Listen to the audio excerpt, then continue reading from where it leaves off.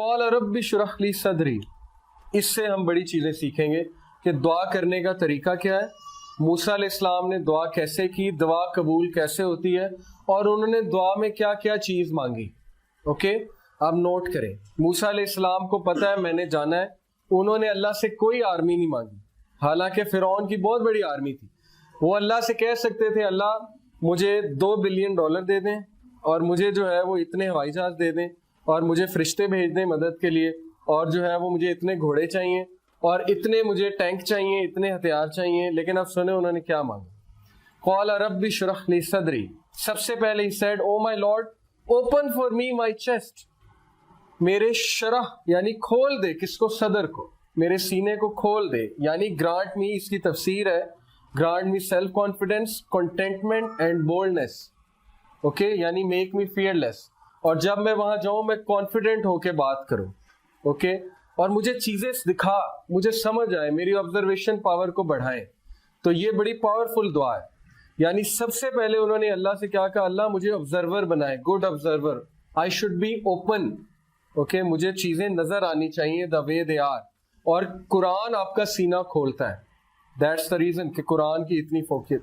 وَيَسِّرْ لِي أَمْرِي. Then he asked what? Ease.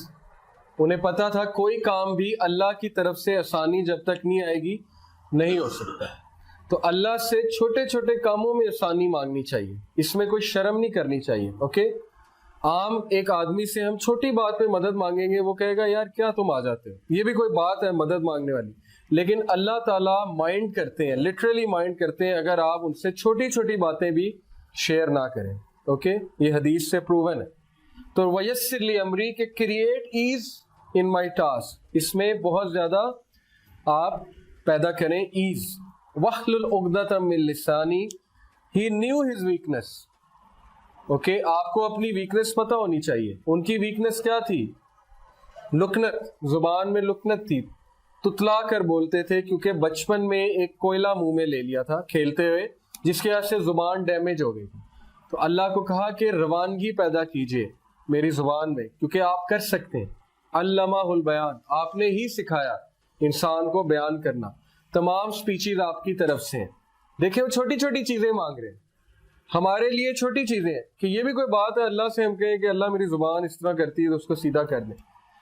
ہم تو مانگیں گے اللہ مجھے دولت دے دے, مجھے یہ کر دے, اوکے میری جو ہے وہ میرے پاس یہ آ جائے, وہ آ جائے, بڑا گھر آ جائے. لیکن he is asking value added things in life, کہ میری زبان کی لکنت ختم ہو جائے. یفقہوا قولی, تاکہ وہ میری سپیچ کو انڈرسٹینڈ کریں. کیوں؟ کیونکہ اب موسیٰ علیہ السلام کی نیت کیا تھی اس دعا کے پیچھے؟ پرسنل تھی. زبان کو کیوں وہ صحیح کروا رہے تھے؟ تاکہ وہ اللہ کا پیغام اچھے انداز سے نوا. ان کا جو بیج تھا وہ بڑا اسٹرانگ تھا, اس لیے درخت بہت اسٹرانگ تھا. اوکے, اگر وہ اپنی پرسنل اس کے لیے کہتے, اس میں حرج کوئی نہیں ہے. اس کا یہ مطلب نہیں پرسنل کے لیے نہیں کر سکتے, بالکل کر سکتے ہیں. اللہ سے آپ پرسنل چیز ہر کچھ مانگ سکتے ہیں, دولت بھی مانگ سکتے ہیں, لیکن اگر نیت اچھی ہے تو کیا ہی بات ہے. جیسے وہ ایک حدیث ہے, وہ حدیث تو ویسے ضعیف ہے لیکن اس کا کانٹیکسٹ بڑا اچھا ہے. نبی صلی اللہ علیہ وسلم نے ایک صحابی سے پوچھا کہ تم نے اپنے گھر میں روشن دان کیوں بنوایا؟ انہوں نے کہا تاکہ ہوا آئے. تو نبی صلی اللہ علیہ وسلم نے کہا کہ کیا یہ اچھی بات ہوتی ہے اگر تم کہتے کہ اذان کی آواز آئے تو ڈبل ریوارڈ ہوتی. ہوا تو آنی تھی, اوکے, ہوا تو ایک نیچرل پروسیس ہے, لیکن تمہاری نیت یہ تھی کہ اذان کی آواز آئے تو یہ ریوارڈ بھی ہو جاتا. تو حرج کوئی نہیں ہے, لیکن نیت ہو تو بہت ہی اچھی بات. وَجَعَلْ لِي وَزِيرًا مِّنْ أَخْلِي. پھر انہوں نے کیا کہا؟ Appoint for me a helper from my family. ایک وزیر اخذ کریں. کیا ثابت ہوا؟ چینج کے لیے ریسورسز سے زیادہ کس کی اہمیت ہے؟ Man power. اوکے, ریسورسز سے اگر چینج آتی تو مشرکین مکہ جو ہے وہ کامیاب ہو جاتے ہیں. افراد سے چینج آتی ہے. اوکے, ان افراد سے جن میں پیشن ہے.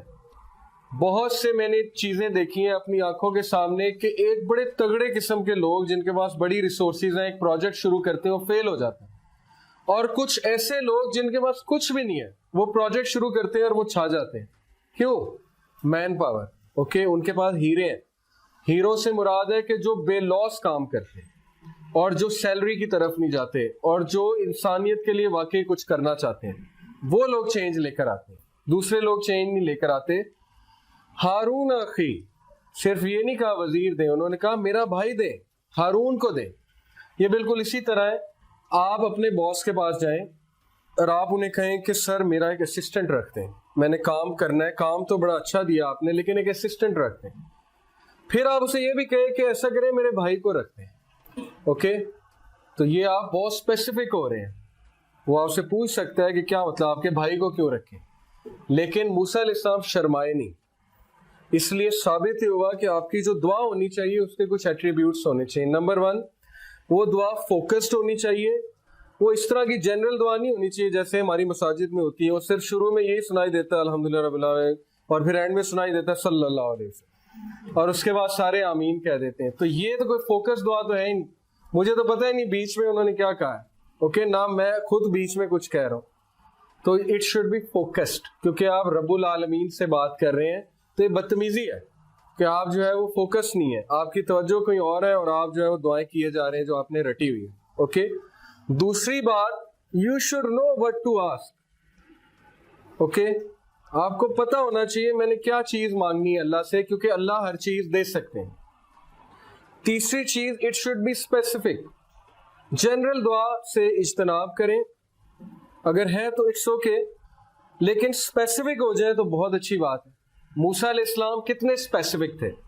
उन्होंने कहा अल्लाह मेरी जुबान की लुकनत ठीक कर दें, उन्होंने कहा मेरा चेस्ट एक्सपैंड कर दें, और इतना स्पेसिफिकली मेंशन किया कि मुझे असिस्टेंट दें, और कौन दें?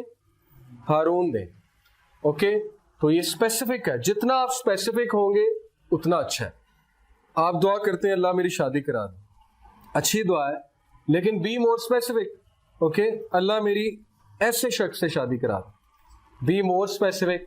अल्लाह मेरी ऐसे इंसान से शादी कराएं जो ये करता है। ओके, और स्पेसिफिक हो जाए। जितना स्पेसिफिक होते जाएंगे, जितनी डेप्थ आती जाएगी नमाज में, उतनी आपकी दुआएं कबूल होती जाएंगी, जितनी दुआ में डेप्थ आती जाएगी। ओके, तो स्पेसिफिक हो, क्योंकि आप रब्बुल आलमीन से बात कर रहे हैं, किसी आम शख्सियत से तो आप बात कर नहीं रहे हैं। और कभी भी शर्माए ना दुआ करते रहे। ओके, ये मत सोचे मैं क्या मांग रहा हूँ, ये कभी आपके माइंड में ना आए कि ये तो हो ही नहीं सकता, ये मैं क्या बात कर रहा हूँ, ये तो हुआ ही नहीं कभी। ओके, मायूसी वाली दुआ जो है वो रिजेक्ट कर दी जाती है। हदीस के मुताबिक दुआ वो कबूल होती है जो बहुत अफर्मेशन के साथ है, कंफर्मेशन के साथ है, आपको पता है वो कबूल हुई। और कबूलियत की शक्लें हैं, 3 शक्लें हैं। क्या क्या है? एक, या तो अल्लाह आपको वो दे देते हैं जो आप मांग रहे हैं। दूसरा, कोई तकलीफ आप पे है उसके बदले वो हटा देते हैं। और तीसरा, आपको आखिरत के लिए वो चीज रिजर्व कर लेते हैं और आखिरत में मिल जाती है। तो दुआ कभी रिजेक्ट नहीं होती, उसने कबूल ही होना है। ठीक है, लेकिन हमारा पैरामीटर ये दुआ की कबूलियत का कि वो चीज मिल जाए, तो ये दुआ की कबूलियत नहीं होती है। अल्लाह को बेहतर पता है आपके लिए अच्छी है कि बुरी है। कल को अल्लाह को आप ब्लेम कर देंगे कि मैंने ये मांगा था लेकिन आपको तो पता था ये अच्छी नहीं, तो फिर आपने क्यों दिया। ये इसी तरह एक बच्चा अपने बाप को कहे मुझे ले दे, मुझे ले दे, जब बाप ले दे तो कल को बड़ा हो तो कहे ये आपने लेकर दिया था इसीलिए तो मैं खराब हूँ। और इसी तरह होता है, हम लोग अपने पेरेंट्स को हर चीज के लिए ब्लेम करते हैं। हम कहते हैं जी आपकी वजह से है, आपने मुझे यहाँ कराया होता तो ये होता। जबकि अगर हम जाएं पीछे तो हमें ये देख के शर्मिंदगी होगी कि हमने ही फोर्स किया था हमें ये एक्शन लेने पे, वो मजबूर थे। नबी सल्लल्लाहु अलैहि वसल्लम ने कहा कि 3 लोग की तरफ अल्लाह रहमत की निगाह से नहीं देखेगा क़यामत वाले दिन। उनमें पहला है अल-आक। अल-आक जो माँ से तकरार करता है। अल-आक वो शख्स है जो माँ से तकरार करता है। माँ कहती है बेटा ये क्या कर रहे हो, वो कहता है आपको नहीं पता, आपको क्या पता है, छोड़े बस इस काम। अल-आक, अल्लाह रहमत की निगाह से भी क़यामत वाले दिन उसको नहीं देखेंगे। दूसरा अल-मन्नान। अल-मन्नान है एहसान जतलाने वाला, किसी पे एहसान करके फेवर देके लोगों को बताता है मैंने उसके साथ ये किया, उसको तो पता है कुछ नहीं था, मैंने उसको सिखाया।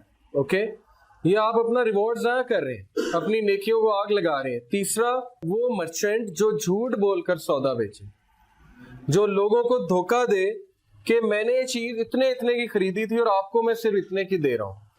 तो बेसिकली झूठा इंसान, लोगों को इंप्रेस करने के लिए झूठ बोलने वाला इंसान, ये 3 लोग की तरफ अल्लाह रहमत की निगाह से भी नहीं। और इनमें सबसे स्केरी पहला है, کیونکہ یہ ہمارا المیہ ہے، یوتھ میں ہم لوگ ماں سے تکرار بڑی کرتے ہیں. اوکے، یہ چیز آپ چھوڑ دیں کیونکہ اس کی بڑی اسٹرکٹ وارننگ